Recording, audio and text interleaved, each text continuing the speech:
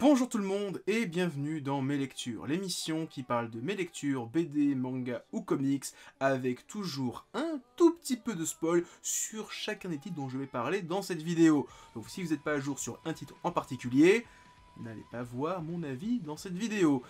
Si vous voulez mon avis sur un titre en particulier et que vous ne voulez pas vous taper une demi-heure de vidéo, en description il y a le timer de chacun des titres dont je vais parler aujourd'hui. Voilà, allez, on commence. Demon Slayer, tome 8, donc le tome qui clôt l'arc du train de l'infini, qui sera adapté fin d'année, début d'année prochaine, en film d'animation par Ufotable, le même studio qui a fait la série d'animation qui était de très bonne facture. Donc c'est un arc qui est super bien, qui, l'arc en lui-même introduisait un système qu'on va avoir dans les prochains arcs, vu que j'ai lu quasiment tout le manga en scan, je sais quasiment toute l'histoire, à savoir, alors micro spoil, hein, on va voir un arc avec à chaque fois un des piliers qui va accompagner les héros. Là on avait Rengoku, le pilier du feu, et ensuite à la fin du tome on a le pilier du son, si je dis pas de conneries, qui rejoint l'équipe et qui va les emmener dans une nouvelle mission, etc. etc. pendant plusieurs arcs. Donc c'est vraiment un système que j'aime bien, c'est un truc où on va pouvoir apprécier des personnages qu'on a découverts et qui avaient l'air un petit peu hautains et pas forcément appréciables. C'est un arc qui est super bien, qui est assez dramatique sur la fin, notamment RIP, voilà, c'est dit. Aussi, j'ai vu des vidéos de kit presse circuler sur Twitter. On va avoir du mois de juillet au mois de décembre un rythme de 1 tome par mois. À la fin de l'année, on est au tome 14.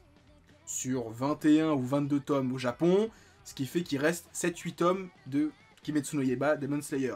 Ce qui veut dire que s'ils gardent le rythme l'année suivante, donc en 2021, l'année prochaine à cette même période, normalement, allez, à un mois près, au mois de juillet on va dire, ou au mois d'août, la série sera terminée. S'ils gardent le rythme de 1 tome par mois. Peut-être qu'ils vont ralentir l'année prochaine avec 1 tome tous les 2 mois, ce qui fait que, allez, grosso merdo, début 2022, la série est torchée chez nous en France. Ce qui est, quand tu dis qu'il y a un an, il n'y avait aucun tome, c'est fabuleux. Voilà, donc Demon Slayer, franchement, j'aime toujours autant. Si vous voulez découvrir la suite de l'animé, ça y est, c'est le tome qui... Enfin, ce tome-là et le tome précédent, c'est vraiment la suite de l'animé. C'est l'arc du Train de l'Infini qui va être adapté en film, je l'ai déjà dit. Un arc est vraiment cool. Bon, même si là, c'est vraiment la fin de l'arc, c'est ouais, les 3 quarts du tome, c'est la fin de l'arc. Voilà, c'est vraiment, ils ont battu le grand méchant, il y a un nouveau qui arrive vite fait, qui fout la merde, et après c'est la transition vers l'arc suivant, donc Tenjiro qui va voir les parents, enfin la famille de Rengoku, et dit bon votre fils il est mort, c'est triste, patati patata. C'est assez touchant la scène où t'as le frère donc du pays du feu qui dit à son père, il fait ouais mon frère veut le dire après, il fait je m'en fous, soigne-toi bien. Et là tu fais oh le moment émotion, tu vois t'as le père qui se retient, qui tremble un petit peu, tu fais oh c'est le moment émotion. Ça marche. Moi, franchement, ça m'a fait... limite fait lâcher une larme. J'ai pas pleuré, mais c'était la limite. Donc voilà, Demon Slayer, j'aime toujours autant. Hein. Franchement, lisez le manga. Tokyo Revenger, tome 7. Et... si c'était pas le feu avant, là, ça allait carrément. Là, l'arc du Valhalla qui baston plein dans ce tome. Donc là, c'est un gros arc baston. Gros gang entre le Toman et le Valhalla. Donc avec Badji qui est en couverture, qui est l'un des leaders. Ça défouraille à fond. C'est que de la baston. C'est trop puissant. Alors en plus, je sais pas s'il y avait ça dans le tome 6, mais je sais que dans les premiers tomes, il n'y avait pas ça. On a l'image du héros dans une autre époque, enfin du personnage sur la couverture dans une autre époque. Donc là, on a la version à l'heure actuelle. Et là, on a quand il était au collège, un peu plus jeune. Et c'est un truc qu'il y a dans les couvertures japonaises qu'on n'avait pas jusqu'à présent dans les couvertures françaises. C'est appréciable. Revenons à ce qu'il y a là-dedans. Donc le combat contre le Valhalla, impressionnant. Et honnêtement... j'ai eu les scans. Voilà, après ce tome-là, j'ai dit non, faut que je lise les scans, donc je suis à jour sur la parution japonaise, et donc maintenant je vais relire la série avec la publication française, mais c'est criminel, je l'ai dit sur Twitter, c'est criminel d'attendre 2 mois après ce tome-là. Là, c'est-à-dire que le tome suivant, il sort au début septembre. Mais c'est horrible, 2 mois d'attente, un peu plus même, pour ça, avec cette fin, ce finish. Tu dis, waouh! Comment là, franchement, c'est une montée en puissance, une montée en violence. Et, spoiler alerte, les tomes suivants, ça va être crescendo en termes de violence, en termes de puissance. Tokyo Revenger, en plus, alors j'en rajoute encore, adaptation animée en 2021. Ça va être fabuleux, ça va être le feu, j'allais dire, je veux dire c'est le feu, ça va être fabuleux, j'ai mélangé, j'ai dit fabuleux. Voilà, ça va être trop puissant. Là, avec ça, je veux que l'année prochaine, allez, en 2021, la Japan Expo 2021, je veux une armée de mecs déguisés en cosplay du Toman, en Tokofuku. Je veux voir ça à la Japan Expo. C'est pas possible. Là, ça va être le feu. Le Furio va renaître. Ça va être trop bien. Là, il y a moyen que le Furio renaisse et ça va être trop puissant. Là, imagine après, Rakai Blues en animé. Rookie en animé, ça serait fabuleux. Non, voilà, j'exagère un petit peu. Peut-être que je rêve un peu trop, mais Tokyo Revenger, c'est de la balle. Là, si vous n'avez pas encore commencé, mais lisez, c'est trop puissant avec ce tome-là, mais on monte à un niveau de puissance là que j'ai adoré. L'ère des cristaux, tome 10, je suis vraiment admiratif de cette couverture qui est toute particulière. C'est vrai que de loin on dirait que c'est juste une couverture blanche, mais en fait si on se rapproche, il y a plein de petits dessins de toutes les couleurs. Dont le tome précédent, Phosphophyllate, était retourné sur Terre, retrouver le maître Vrija pour ramer des potes avec elle sur la Lune, et essayer de le transformer un petit peu parce qu'il fallait le traumatiser, enfin l'effrayer un petit peu pour qu'il change de sa nature. Donc ça a un petit peu échoué, il retourne sur la Lune, il y a le Béron, je crois, celui qui a l'apparence toute noire, qui commence à devenir une princesse, qui va se marier avec le roi des lunaires. J'avoue que il le réévoque un peu dans ce tome-là, le fait que les personnages, les êtres cristallins, sont asexués et que donc ils sont ni hommes ni femmes, et que là, le personnage se travestit en femme, et donc il dit mais normalement vous avez pas de sexe, et il dit ouais mais moi j'aime bien être comme ça. J'avoue que ça me refait un petit pic sur le coup, attends, c'est le garçon des filles.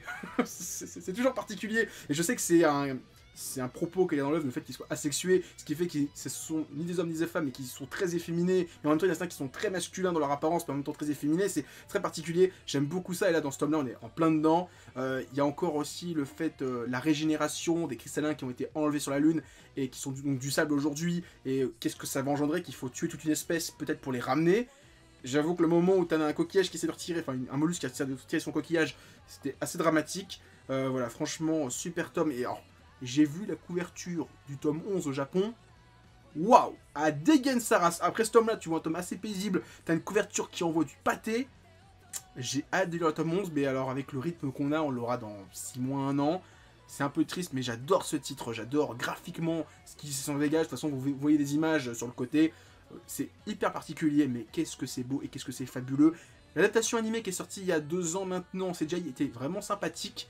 C'est le même studio qui a fait Beastars sur Netflix. C'est une animation ça va en fait. En CGI, ça va.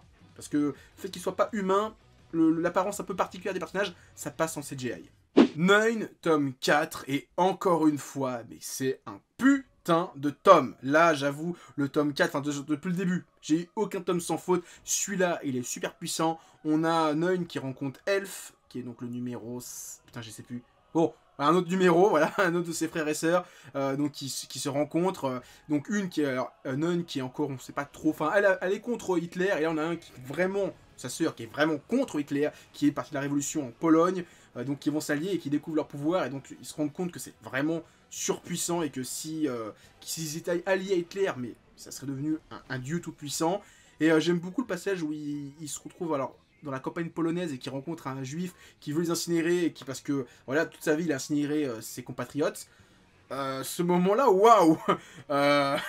Faut être préparé psychologiquement, parce que j'avoue que la deuxième moitié du tome, elle est très dure. Le passage où ils se synchronisent et qui provoque une hallucination, enfin c'est très particulier. Donc ils font perdre toute notion de peur au mec, la peur de mourir, et donc il dit sortez, moi je vais brûler. J'avoue que je sais pas trop quoi en penser, enfin de ce que ça veut dire, mais faut s'accrocher. Hein. J'avoue que c'est vraiment pas une lecture pour les plus jeunes. Hein. Ça, c'est vraiment une lecture adulte, très dure. Et Nine, je kiffe. Depuis le début, je kiffe, mais là, ce tome-là, il est encore plus kiffant que les autres. Après ça, je vais parler de Maison Ikoku, tome 2. Et après un Nine, un Tokyo Revenger, un Rôdeur de la Nuit, enfin Demon Slayer. J'avoue que le tome 2... un peu plus calme, un peu plus paisible, et surtout après les 2-3 tomes que j'ai eu de Ranma, qui étaient vraiment super bien, et lire une œuvre de Rumiko Takahashi beaucoup plus ancienne, beaucoup plus paisible et beaucoup plus sex of life que Ranma, qui est beaucoup plus excentrique, arts martiaux avec des super pouvoirs. J'ai un sentiment de ouais, mais voilà, c'est sympathique, franchement, j'apprécie ma lecture, mais c'est vrai qu'après avoir lu un Ranma 1,5, 2 tomes d'affilée qui étaient super bien, ce tome-là, je le trouve beaucoup moins bien. Alors, c'est aussi parce que c'est une œuvre plus ancienne, ultérieure à Ranma 1,5, donc forcément, je lis vraiment parce que je veux découvrir un peu la bibliographie de Rumiko Takahashi, qui m'intéresse, notamment Inuyasha et Rin, que j'ai envie de prendre un de ces quatre, que j'ai toujours pas commencé. Et j'avoue que comme j'ai pas grandi avec Juliette Je t'aime, j'ai moins d'affection pour les personnages, je suis en train de les découvrir, découvrir un peu leur personnalité, leur relation. Ça reste toujours sympathique, j'aime beaucoup la relation qu'il y a entre la propriétaire, enfin la gardienne et donc ce lycéen, enfin cet étudiant qui se cherche un petit peu, c'est vraiment super intéressant. Un peu plus adulte que la relation entre Ranma et Akane, qui est dans Ranma 1,5, mais voilà, il y a beaucoup moins d'action, c'est vraiment beaucoup plus paisible, beaucoup plus... c'est du slice of life. Clair et net, réaliste, et j'avoue que bah après elle s'est dirigée vers plus de l'excentrisme, mais de toute façon avant elle avait fait... comment s'appelle ah putain, le truc avec Lamu, voilà, j'ai cherché le mot, Lamu, qui était un truc avec de la science-fiction, avec un alien. Elle est sur un truc beaucoup plus réaliste, et après elle est repartie sur de la fantasy, je trouve qu'elle est beaucoup plus intéressante, enfin, en tout cas pour moi, dans l'heroic fantasy, dans les trucs un peu plus fantasy, que le slice of life, très intéressant, mais il manque ce petit côté, voilà, que j'aime bien dans Ranma 1,5, Inuyasha et Rin, du peu que de ce que j'ai vu. Voilà, je vais continuer pour la culture, mais j'avoue que pour l'instant, c'est pas un ultra grand kiff. Autant le tome 1 j'avais bien aimé, autant le tome 2, je suis un peu resté sur ma faim. Kingdom, tome 42, donc la bataille pour la colline de Kokuyo continue, donc l'arc avec Kanki. Toujours beaucoup de personnages sur la couverture pour te montrer un peu les personnages importants. Kanki, donc, qui est le grand général. N, c'est son tome. Voilà, N, c'est vraiment tout ce que je retiens de tome. Bon, il se passait plein de choses, mais vraiment, le moment le plus important dans ce tome-là, c'est vraiment le passage qui dure 2-3 chapitres, où N doit créer un pont avec une corde, envoyer ses soldats avec lui pour faire le tour et attaquer les ennemis en revers. J'ai trouvé que c'était un moment hyper important pour le personnage qui était resté souvent dans l'ombre, même si c'est le lieutenant qui accompagne Shin depuis le tout début, enfin depuis le tome 9, donc ça fait quasiment 30 tomes qui sont ensemble, il le dit, hein, ça fait, si vous êtes le lieutenant depuis le début, vous étiez le premier lieutenant de Shin, vous l'avez accompagné depuis le début. Et bon, c'est pas un super lieutenant, c'est pas le meilleur stratège, c'est pas le meilleur guerrier. Voilà, c'est un mec lambda qui accompagne Shin, qui est très bon et qui est pas excellent. Et j'avoue que le moment où il dit, il tire la corde et le mec le suit parce qu'il dit c'est N qui fait ça, c'est pas un super général, c'est juste un mec comme nous. On peut le faire nous aussi et c'était hyper puissant. Quand il revient par revers, voilà, c'était super tome. J'ai les tomes 43 à 46 qui sont arrivés il y a quelques jours chez moi. J'ai feuilleté le tome 46. C'est plus ou moins là où je me suis arrêté, dans les scans. Donc ça veut dire que le prochain envoi de Meian, c'est du total inédit pour moi. J'attends ça avec impatience, mais il faut déjà que je dévore les 3-4 tomes que j'ai, donc qui seront la colline de Kokuyo. Et je me souviens que c'était un super arc sur Kanki, donc j'ai hâte de lire la suite qui va arriver très prochainement dans mes lectures. L'Avis de Yoshiharu Tsuge, c'est mon 4e et dernier tome de l'auteur disponible en France. Alors, c'est pas le dernier à être sorti, hein. Il y a eu le Marais qui est sorti plus récemment. C'est même le premier que Cornelius a édité, si je dis pas de conneries. C'est juste que j'ai toutes les œuvres de l'auteur et c'était le dernier qui me manquait. Et c'est le titre, on va dire, les titres cadents, c'est les plus récents, enfin, disponibles chez Cornelius. Le Monstalent, c'est le truc le plus récent qu'a fait l'auteur. Ça, dans la collection de recueils de Tsuge, c'est le truc le plus récent. C'est des titres de 68 à 72, mais c'est surtout des titres de 68 à 69. Et il y a un trou de 72, et ça se ressent en termes de dessin. Les deux derniers, c'est sorti en 72, et tu vois que le trait de l'auteur n'est plus le même entre les 150 premières pages et les 80 dernières. Il y a une grosse différence. Comparé aux œuvres que j'ai lues de l'auteur, donc Les Fleurs Rouges, Le Marais, pour comparer les trucs plus proches en termes de temps, il y a beaucoup plus de cul. Il y a beaucoup plus de scènes de cul par rapport au Marais et aux Fleurs Rouges. Il y a une histoire qui revient. Dans Les Fleurs Rouges, il y avait Monsieur Lee qui revient dans ce tome-là, c'est intéressant. Et j'aime bien l'histoire de la vis. Avec le mec qui s'est blessé, il a 2 veines et il essaie de les joindre, et on lui met une vis, et enfin on lui met un petit truc là, il peut serrer la vis pour que ça saigne, et s'il serre trop, ça l'engourdit. C'était vraiment l'histoire la plus intéressante de ce titre. Le reste c'était sympathique, assez quelconque et oubliable, mais voilà, maintenant j'ai toutes les œuvres de Tsuge. C'est vraiment un auteur très particulier. J'avoue que sa bibliographie est assez éclectique, il y a beaucoup de choses, il y a des trucs beaucoup plus contemporains pour l'époque, des trucs beaucoup plus... samouraïesque, il n'y a pas forcément de la science-fiction, mais voilà, il y a pas mal de choses. Maintenant, je vais peut-être me prendre le gros fascicule qu'ils ont sorti pour Angoulême, c'est le dernier truc qui me manque, et après, bah, je continuerai à acheter les trucs que va sortir Cornelius, donc les recueils, à lire. Si vous êtes intéressé, j'avoue que c'est très particulier par contre, hein, comme titre. Je pense que j'aurais commencé par La Vis, j'aurais pas autant aimé. Heureusement, j'ai commencé par L'Homme Talent, qui est vraiment son meilleur titre à ce jour sorti en France. One Punch Man, tome 20, alors je trouve que c'est un tome beaucoup blabla, voilà, il y a une bonne... Le début du tome, on va dire le premier tiers, c'est le conseil des héros de rang S, moins quelques-uns qui sont pas invités, qui sont absents, qui sont malades, qui discutent sur la marche à suivre pour l'attaque de la coalition des monstres, l'association des monstres. Ils sont rejoints par surtout le numéro 1 des rangs A, qui décide, on va tous y aller. Donc après, on présente un petit peu chacun des héros de rang A qui vont participer à l'opération. Et après, mise en scène de chacun d'entre eux qui vont faire leur petit moment de badassitude où ils vont se battre. Voilà, c'est gros tome de fanservice où on va te mettre chacun des héros de rang A qui va faire leur petite action. Après, on va montrer que c'est des branques. Et ils vont faire leur truc. Voilà, c'est gros tome où on va te présenter plein de personnages qui vont être plus ou moins utiles à l'arc. Voilà, il n'y a pas grand chose à dire de plus. Voilà, c'était un arc et des démonstrations de ce qui va affronter l'association des monstres. Je peux pas en dire plus. Voilà, c'est vraiment un tome transition. J'ai pas grand chose à dire de plus. Il s'est pas passé plus de choses que ça. Réunion, on y va, on se bat. Point barre. Il n'y a pas eu de grand combat. Enfin, juste à la fin, il y a le Rhino qui arrive, qui commence à foutre un peu le bordel, mais c'est tout. Sinon, j'en ai parlé dans la vidéo où je parlais du tome 19. La fresque continue un petit peu, alors plutôt comme ça. La fresque continue donc avec deux images. Alors si je déploie tout, c'est pareil, ça va. Je vais essayer de le faire très rapidement. Voilà, on a l'image qui continue. Donc on a les héros de rang S qui sont autour de Saitama. Le tome suivant, on verra Saitama, enfin vers le poids de Saitama qui sera normalement. Non, c'est dans le sens en plus. Non, c'est dans ce sens-là. C'est dans ce sens-là. Non, j'avais l'impression que c'était à l'envers. On va voir le point de Saitama qui va apparaître ici. Non, attends, je vous dis une connerie. Hein. Ouais, c'est comme ça. Non, parce qu'à l'envers, c'est dans l'autre sens, en fait. Voilà. Donc là, on va voir le point de Saitama qui va apparaître ici, donc sa tête qui va être là. Et alors, et derrière, toujours aussi fabuleux, on a du fanservice, on a toutes les waifus de la série qui sont en maillot de bain. Et ça continue. Là, on a la tornade machin, là, qui est ici. Et au-dessus, on a Saitama qui fait son coup de poing. Là, franchement, Yusuke Murata, il se fait ultra plaisir avec ses couvertures. On va avoir une méga fresque avec tous les héros de rang 10, de rang S plutôt. Voilà, super couverture. J'ai hâte d'avoir le tome 21 pour avoir la phase totale. Est-ce que le tome 22 va faire la suite? Peut-être qu'il y a encore d'autres trucs à côté. Je sais pas trop parce que ça veut dire que... Ouais, non, ça va être trop bien. Franchement, super travail de Yusuke Murata. Et Kurokawa qui fait tout en couleur. Nickel, franchement, super boulot. Basilisk The Oka Ninja Scroll tome 5. C'est un tome assez particulier parce qu'il fait... Alors déjà, ils ont battu quasiment tous les grands méchants de la... Je sais plus qui c'est quoi les grands méchants. Là, il n'en reste plus qu'un ou deux. Il reste le grand chef et encore un, celui qui ressemble à un Joker. Et donc, quasiment tous les gars sont morts. Super, la parité homme-femme. Il y en a deux qui sont morts, il y a un garçon et une fille qui sont morts en même temps. Et après, c'est que les mecs qui sont morts.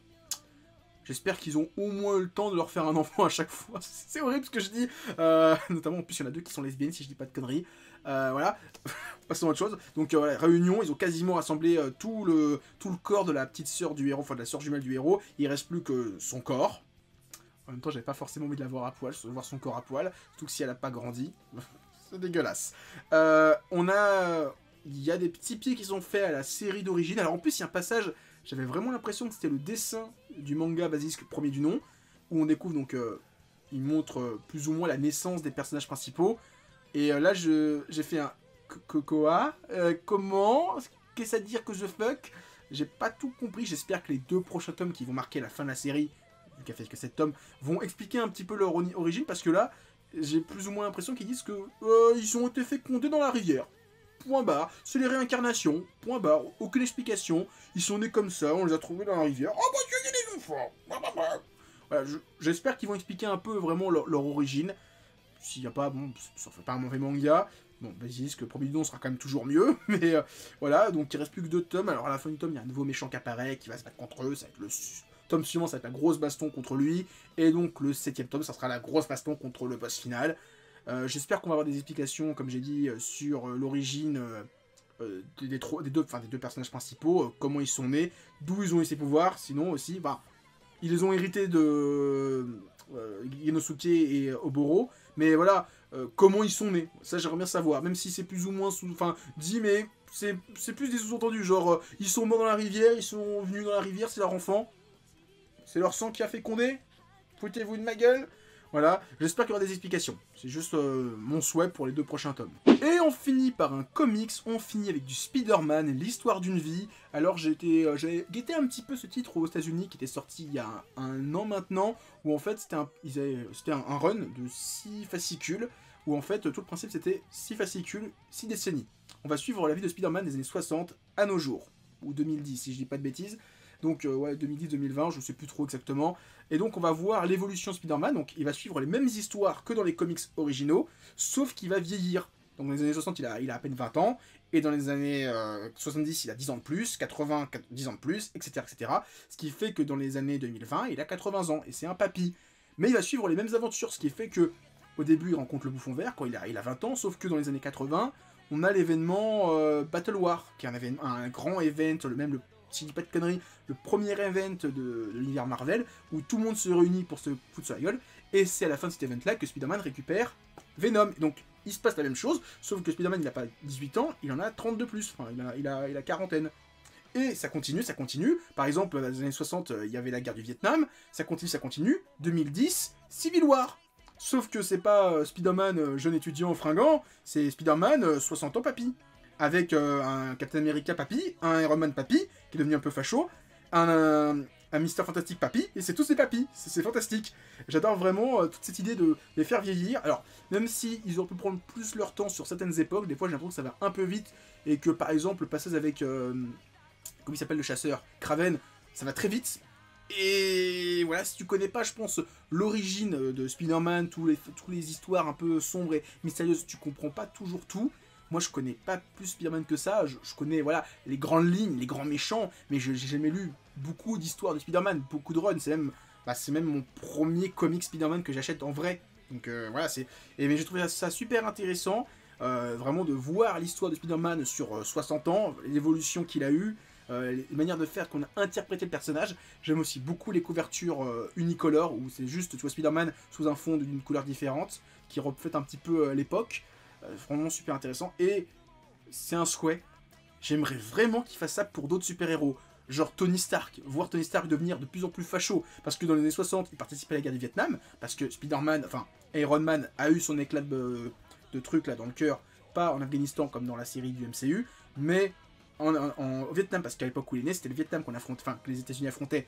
Et tu vas devenir de plus en plus facho, genre dans les années 60, dans les années 2000, il a vieilli, avec toujours cette rancune contre le Vietnam. Et donc il fait le Civil War, enfin il provoque la loi. Tu vois Captain America qui est anti-guerre. Et c'est hyper intéressant de voir leur évolution. Est-ce qu'ils sont devenus ultra fachos? Surtout que dans les histoires récentes de Captain America, c'est un agent d'Hydra. Donc ça serait hyper intéressant de voir ça, l'évolution de Captain America. Et tu le vois son temps, High Hydra. J'adorerais. Et voir ça pour d'autres personnages. J'espère qu'ils vont avoir ça en tête. Ou alors c'est vraiment que pour Spider-Man. Je ne serais pas déçu, mais voilà, ça serait super intéressant à voir. En tout cas... Spider-Man, moi j'ai vraiment bien aimé cette run-là. Je la relirai avec plaisir, car elle est super intéressante. Et si vous êtes curieux, allez-y. C'est quoi? C'est 15-20 €. C'est une seule histoire de 150 pages. Et franchement, ça vaut le coup d'œil. Ça peut me permettre de rentrer facilement dans Spider-Man.